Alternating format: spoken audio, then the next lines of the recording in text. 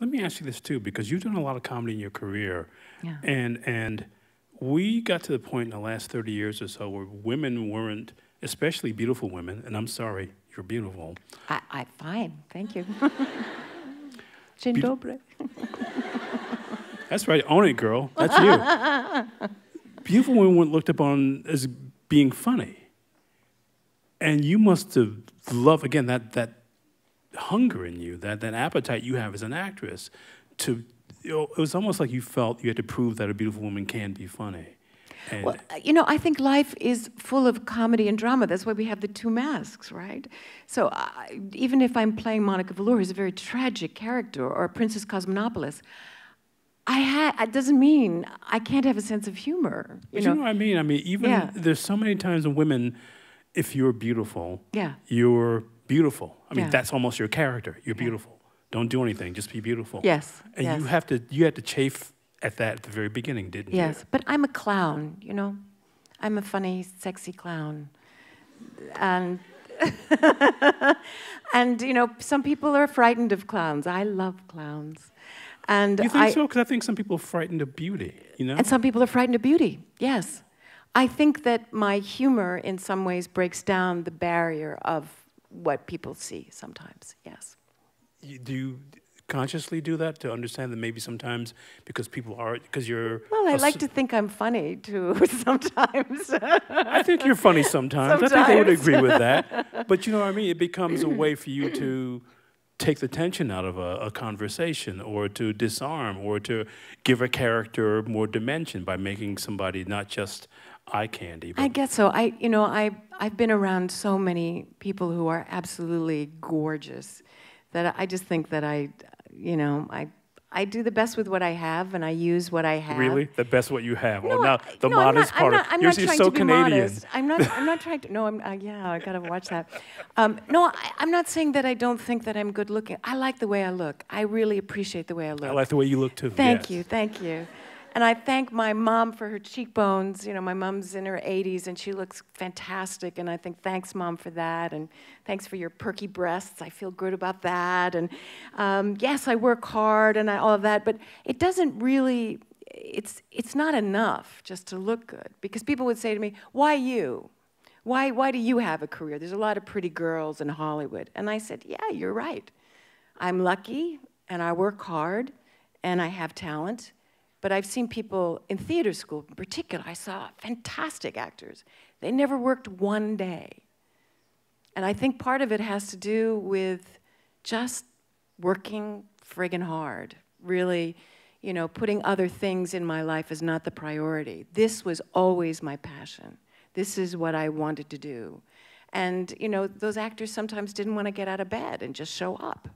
They felt it should come to them in whatever way. But for me, I am blue collar. I come from, my father was in the construction trade. My mother was a secretary. They worked every single day. They were glad to be working. And I like to get up and have a place to go to work. I consider it an art form, but it's also a workplace. On Sex and the City, we would do 19-hour days. And I was happy to do them because I had a great part with great directors, with wonderful actresses to work with. I thought it was a dream job. Would I want to continue to do 18-hour days for the rest of my life? No, but I can do it for a period of time, which we did, and the work that we got to do, and the response. I mean, that really goes a long way. But movies are long days too, though. I mean, they are. And but they're only 3 months. You know, the thing about, we would shoot 2 episodes at the same time, sometimes with different directors. So during the course of any day, 19-hour day, you would do scenes from both of those episodes, or sometimes episodes that we didn't finish. At one time, we had 6 different units with 6 different directors filming at the same day. And we made up T-shirts that said 6 on them. That's how crazy it was. And then while we were doing those 2 episodes, we would be having costume fittings, and we would do readings around a table so the writers could hear and do rewrites. And rewrites were always happening. It was all-consuming, the work was. But it was great, too. But in a case like that, too, when you got all those directors and things going around, you're at a point where you know the character better than any of those directors are. Yes. So, in effect, you're really directing yourself. In some ways, but each director, because we had such terrific talent on the show, women and men directors, and they would want to, in their own way, either from the way the shooting, the way the shots were set up. So they weren't telling us about the characters or what the characters were due, but they would also have suggestions, which I was always welcome to. I'm an actor who loved notes. From the beginning of, even when I'm doing a theater piece, I want the director or the assistant director to come back and keep watching it. Because, you know, we don't have the fortunate aspect of art is, in a lot of mediums, is that you get to step back and look at what you're painting or what you're sculpting. And a director has that to an extent, but an actor doesn't. It's happening in real time until after you filmed it, and then it's too late to change it. You can change it minimally through vocal, you know, you can loop it differently, but you don't really have as many options. So I really enjoy, even after we've opened in a play, even after the series has been running for a period of time, to keep digging, to keep trying different things. Because I wanted Samantha Jones to change. I didn't want Samantha Jones to play the same 5 notes episode in and episode out. So when the cancer episodes came, I was first of all really disappointed because I felt I was playing this character who was such a free spirit, and to give her breast cancer felt like a punishment. But the writers said to me, no, we are going to make the way she deals with cancer in a way that's never been seen in television. Samantha is going to come to terms with it and celebrate it. And I thought, how the hell do you do that? And they showed me that I could do it. And it was wigs and parties and, you know, the girls coming together in a different way with this real slice of mortality at the table, at the coffee shop. It must have also been, too, instructive for you, because you got to, I'm sure women who were victims, who were sufferers of breast cancer, came to you afterwards and said, seeing what you did, yes, seeing you get through that, seeing that character basically take it on the way that she took on everything else. Yes. That must have meant a Courageous. lot of women. Oh my God. And this is another thing, you know, about being part of something that becomes a zeitgeist, is you don't know who your audience is from a very young age to a very old age. And it keeps growing, it won't end. You've hit humanity, yes, but a certain time in our span of life that is very particular. But it has that brilliance, like these great playwrights that I've been able to perform their work, like Chekhov, like Shakespeare. And I'm not comparing Sex and the City to that genius, except in the case of that it lives on. It tells a human story with a lot of detail that you grab onto, which are lessons of life. And when someone comes up to me and said, my God, you got me through my chemo, you made me laugh. I mean, that's a reward that is beyond anything that my industry can bestow on me, or any actor. It says that you've made a difference in someone's life and battling something which is death, and that is truly extraordinary. It must have been, maybe, because what that show did and what Samantha did for so many women who probably felt like they were leading their lives under a bubble was to say, you have power.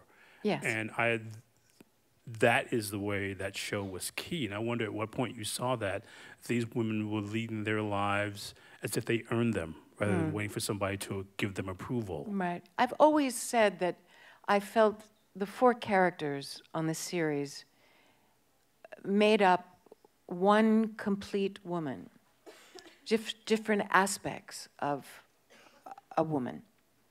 And so everyone could relate to all of the characters. But I like Samantha the best. Why?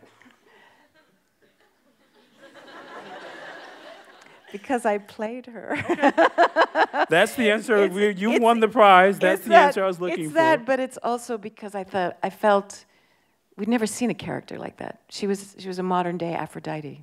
She rose from the sea, you know. What did you think about seeing that character on the page for the first time? What spoke to her about that made you think, I want to do this? Well, it was a really interesting story. When I first read Candace Bushnell's book, and I was single at the time, and I took the book and I threw it across the room. I said, what a downer that is. It's like every terrible thing about being single, just like rubbing salt in it, you know, loneliness and girlfriends not being reliable and all of this. Then Darren Star wanted to meet me, just to meet me to play one of the characters, not any specific character. And I said, well, is there a script? And I didn't feel the script was right. And then he did some rewrites and he sent it to me again. And he said, I want you to look at Samantha. And I had done a film called Live Nude Girls, which is a little independent film. It's a great film, by the way. Oh, thank you. It's really, it's about girlfriends. It's sort of it was too soon for Sex and the City. A lot of people didn't get it, but it was about friendship.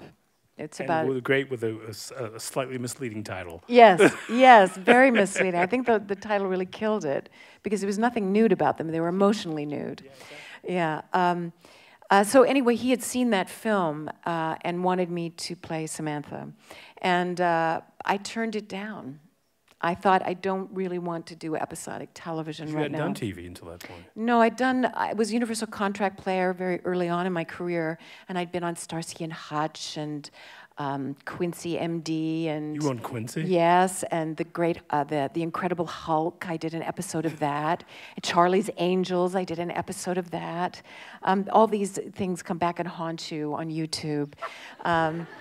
And I was doing it because I'd gone to theater school and I'd never really spent very much time in front of a camera. So this was my sort of the equivalent of stock theater. I was doing all these guest leads on episodic shows. Sure. And so anyway, where was I? I was going back to, Darren, right. Yeah. So I wasn't really thinking about doing a series. So I turned it down again. And then I got a call from Darren's boyfriend at the time, Dennis Erdman, who was a very good friend of mine. And he said to me, I just want to know why you turned this down.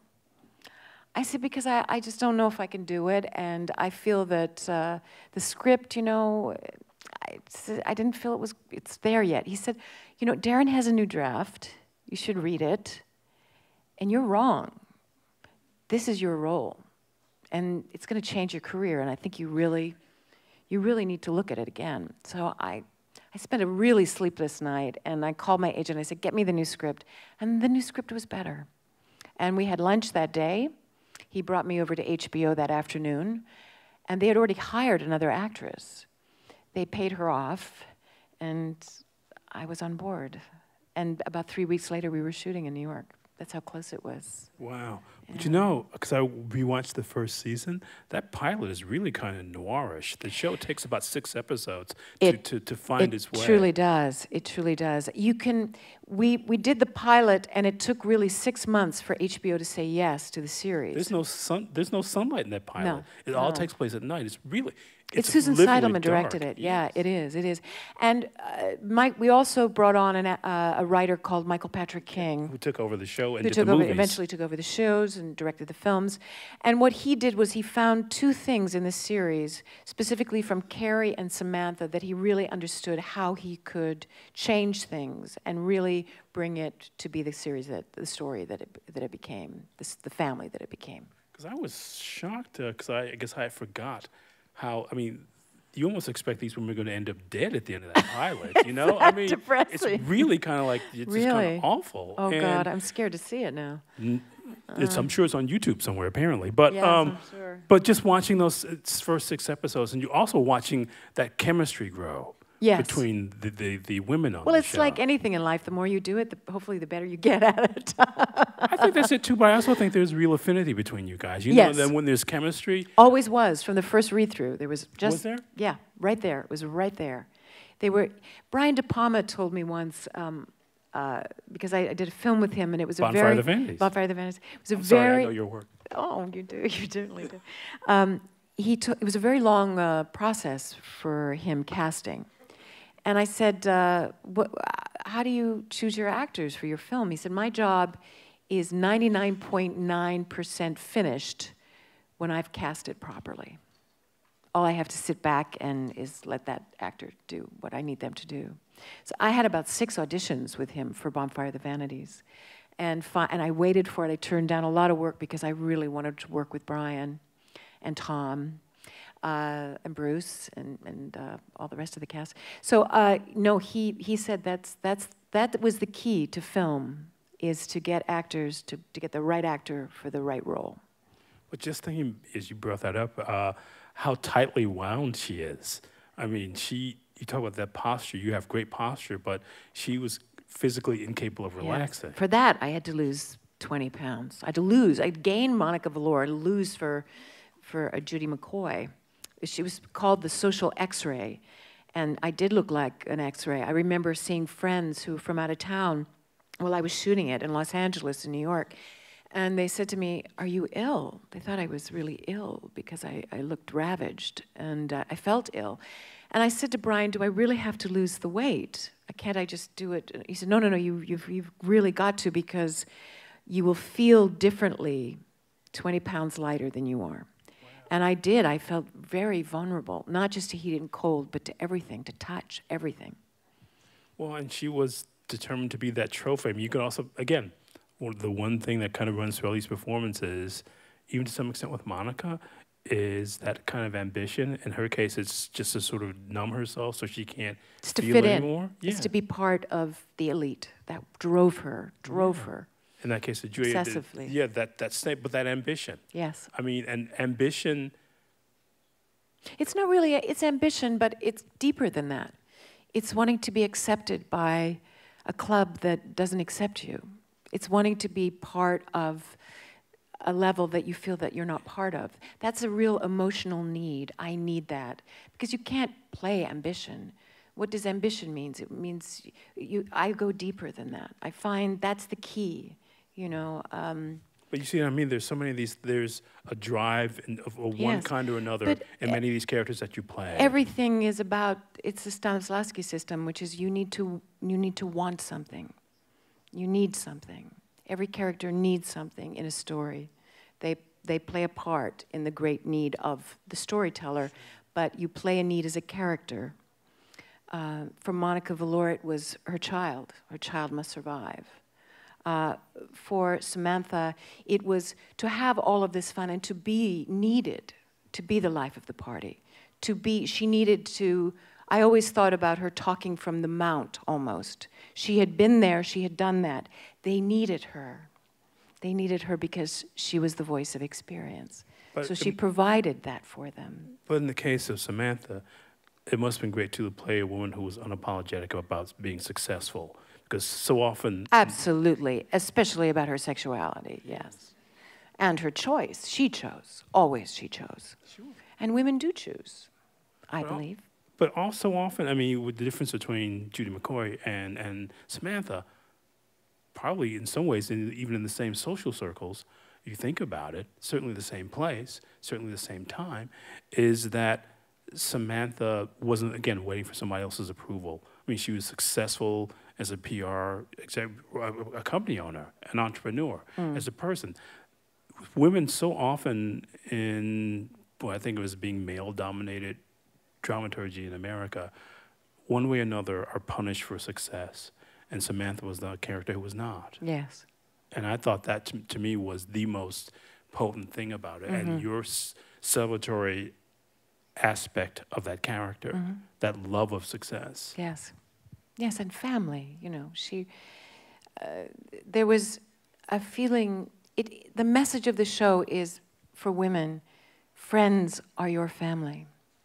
And so many women, especially when they have a boyfriend, or they get married, or they have children, they let go of part of themselves, which is sad, really. And this show really changed that message of bring them with you, no matter what your position in life is, no matter what other roles. Be a girlfriend, this is your family. And that family got bigger and bigger over the course of the seasons. Yes, More people were added to it. Yes, yes. But that core group, the men were secondary. I remember once Michael Patrick King coming on the soundstage, and we were setting up a scene, and he stopped the director. He said, you have to block this scene again. In our show, the women have the power. It's never from the male point of view. And I went, yes! It was a great moment. And on that note, I'm going to cede some of my power. I'm sure we have questions here from the audience. Do we have a microphone we're getting to people? I guess you raise your hand. Have an angry man behind us, probably. Yes. It's the dragon. Yes, a question down here. Can we get down here? The microphone's coming to you. I see. That's it. Stay calm. Stay calm. How are you? How's Poland? It looks good from there. There we go. Hi. Do you remember? Dzień dobry. Do you remember any scene from the Sex and the City? Can you tell a monologue or dialogue? It's so important because I'm studying American culture and I wrote essay about you. Oh, you mean about Samantha, not about me? About Samantha, yes. And you played Samantha. We look alike. Yes, and many friends tell me that I'm like Samantha. Yes. You're my alter ego. Wow. You're Samantha, yes. And lucky men in Poland. Is it possible to tell that you can tell us something from Sex and the City? From the city, from shooting the show. She wants to hear a line of dialogue, maybe, or speech or something. Dialogue. Oh God! You could probably tell me more than I could tell you. Sorry? I love you, Richard, but I love me more. Yes. Yes. I love you, Richard, but no, it wasn't to Richard that I said that. She said that. It was, sorry? Yeah, I think it was Richard. Kim, I'm sorry. The first time. Okay. I love you, Richard, but I love me more. There you go. Great. Okay. Or, what was when Samantha threw the martini in his face? What did she say? Oh. Dirty martini, dirty bastard. Yes, I really enjoyed that. Yeah. Yes. Clear as a one-woman show of Samantha in your future. We have another question. One-liners. Yes. Hello. I guess now this is now you taking over the show. I'm going to just leave and you can come up here. I think you are a woman with a lot of passion. You also said that you have appetite for life. So I wonder if you could be someone else, not actress. What kind of job would you like to do, or maybe is something which you want to learn in the future? Learning, yes. Anything, everything. I'd like to know more about Polish film. I'd like to know more about Andrzej Wajda. I'd like to know more about your culture. I saw a film today that was about gypsies. I'd like to know about that. I'm curious about almost everything. And I think that I don't find anyone particularly boring, because I think that everyone has something that you can learn something from. Sometimes it's in the negative category, sometimes it's in the positive category, but I try to be as open as possible. I think that if I wasn't an actress, I would have been some kind of teacher, because then I would still have been in the learning situation. I would like to have, my friend Laurie Anderson, I'm a big fan of hers, and she, I believe, is a true artist. I wish I could do what she does. But just being in her presence, I feel like I understand it more. So I guess I would be a professional student if I wasn't an actress. Yes, sir. And not necessarily in a university, just in the world. Hi, I'm Adrian. Hey, and Adrian. I need to tell you you're fabulous. Okay. Yes, you do. You need to tell her that.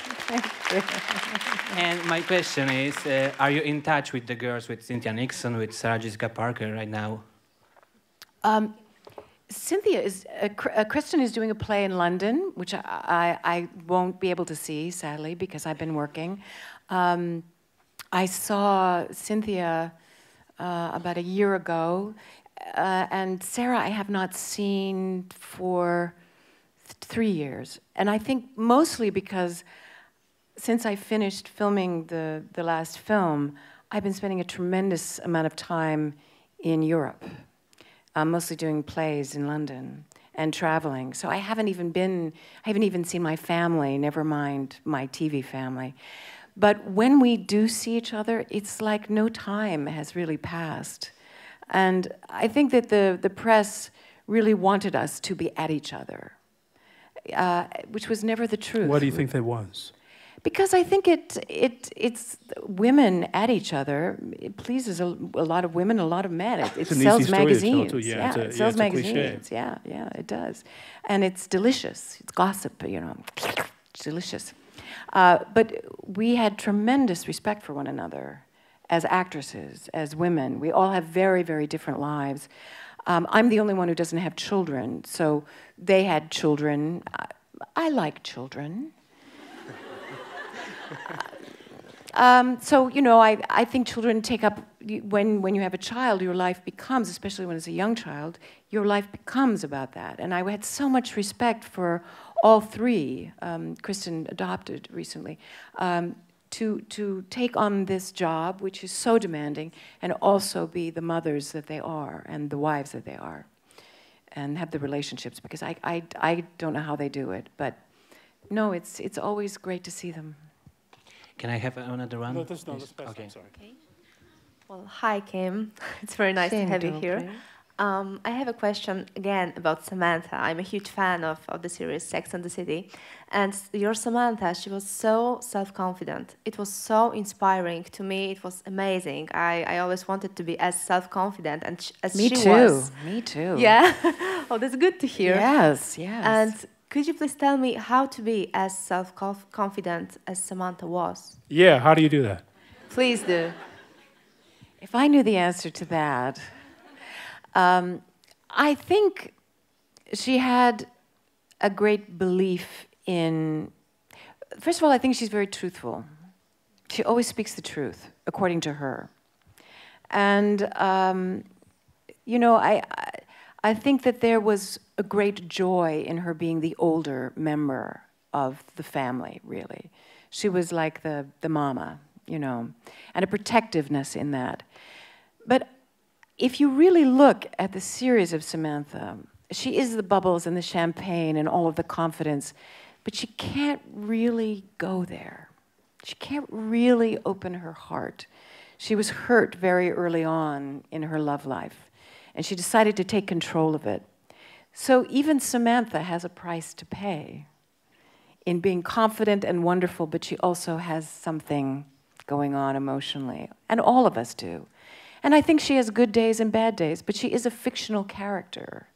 And I would look at the things that I had to do sometimes, and not just the physicality of what I had to do playing Samantha. She scared me. She really did, In what ways? Because she was so bold, so abandoned. I mean, I used to make a joke to go where no woman had gone before in episodic television. And it wasn't just the nudity, and it wasn't just the sexuality and the subject matter. It was really to be courageous enough to bring it to life without some kind of judgment. That's what I was saying to you again, that the idea of playing a character who's that successful in so many aspects, who at no point apologizes for that success. She doesn't, but she has a vulnerability. Sure. I mean, she's Which got I a think is, well, she's got a moat around her. She does, which I think is a strength. I think people feel, yes, absolutely. To stay open, to stay vulnerable, is to be in touch with their humanity. And everything is possible. To try and be, you know, that all the time is craziness. You can't. It doesn't exist except in a fantasy. And Sex and the City is a fantasy in a lot of ways. It's a wonderful fantasy. So when you see these characters that do have these flaws, that do have still this capacity to learn how to be more real, to be more vulnerable, I think that really is a good lesson too, because it's not just about champagne and fuck you, I'm here, you know. it is strength, but also within her was weakness. And that's part of being human, which I think is a full, true representation of a character. Hello, my name is Agnieszka. It's really nice to see you here. Thank you. Again, a question about the role in Sex and the City. I'm sorry. You I do have a career outside. So you were on Sex and the City. Wow, I didn't know. Okay. Yeah. You said that you like this role, but I wonder if sometimes there are some days that you see it as a curse for an actress, because you would be probably see and recognize as Samantha Jones till the end of your career. I don't see that as a negative at all, because I love her so much. And the fans of the show love Samantha so much. And the amount of change that has happened, you know, to have a woman talk about menopause, it didn't even have a name. It was called The Change. What does that mean, you know? Sounds like Star Trek when exactly. you put it that way. So to have a woman, you know, talk about it, I have a new series coming out called Sensitive Skin. And I play a woman who's in a 30-year marriage, and she's going through menopause, and she's going a little bit crazy, and things are different. And it changes, she moves from the suburbs into downtown central Toronto, which is where we've based our story. And her life starts to change miraculously. And her marriage changes, and her life changes. So I believe that if Samantha Jones had not existed, we couldn't get to the character of Davina Jackson or other characters that you're now seeing on television where you think, oh, okay, that's an accepted woman now who is that free, that liberated, that sexually aggressive. I mean, I think that that is a good message for women, for people, for men to know that as well. So I would never feel that it's a negative. Sometimes in my daily life of trying to get to the cleaners and pick up the shoes at the cobblers and get home and make dinner for my friends, and somebody saying, excuse me, my cousin is getting married. Could you stand here for 10 minutes while I make a little movie about you, and can you be Samantha at the same time? It would be great. And you think, well, actually, I can't do that right now because I have a real life that's outside of that. And so I've had to, in a very conscious way, realize that when I'm at a public event that is what is expected of me, and I enjoy it very much. But in my private life, I have to have structure where I can also have a life. But that is the only downside of playing this character. To be part of something that is game-changing for women is the greatest reward I could have gotten from my career as an actress. And I got it with this job. I think we're about out of time. That's a great way to end it. Let's thank a woman who's much more than Samantha Jones. Thank you.